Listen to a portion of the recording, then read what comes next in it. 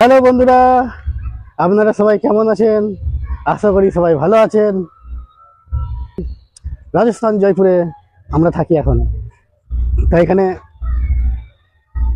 অনেক দিন ধরেই থাকি। তা আমি চিন্তা করছি আজকে আপনাদের নিয়ে একটু কথা বলি। তা রাজস্থান জয়পুরে আমরা অনেক বছর ধরেই থাকি। তা এখানে বাড়ি কিনেছি। এইটা আমার বাড়ি, ছাদে আছি এখন। আমরা বাচ্চাদের সঙ্গে খেলছি। এই তা আশা করি আমার ভিডিওটা ভালো লাগবে।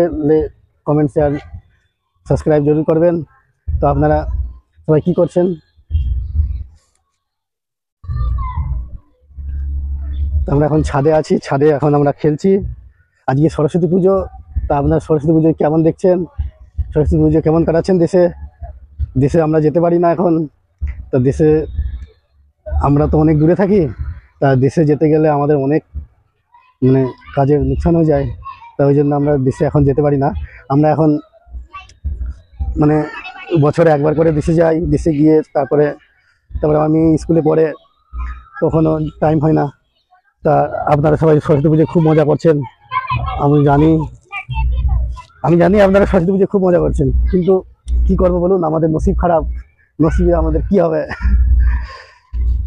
তা এখানে আমরা যেখানে থাকি সেখানে কিন্তু প্রচুর গ্রাম সাইডে, গ্রাম বলতে গ্রামও নাই, এখন আস্তে আস্তে সব কলোনি সব ইয়ে হচ্ছে। ধীরে ধীরে কলোনি যখন বাড়বে তখন আস্তে আস্তে আরও ডেভেলপ হবে। আর ইচ্ছা আমি এখন যখন নিয়েছি তার চাইতে আরও অনেক দিন আগে প্রচুর ইয়ে ছিল, এত বাড়িঘর ছিল না। এখন তো তবু বাড়িঘর হয়েছে। আস্তে আস্তে এটা জেডিএ হয়ে যাবে। জেডিএ হয়ে গেলে তখন বাড়ির ভ্যালুয়েশন অনেক বেড়ে যাবে।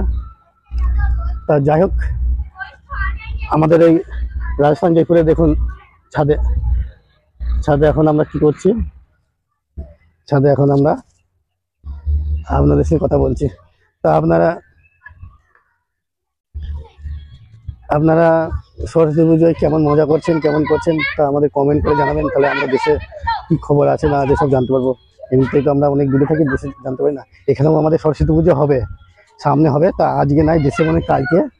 তা আমি ঠিক জানি না। তাই এখানে হবে কালকে সকালবেলা থেকে।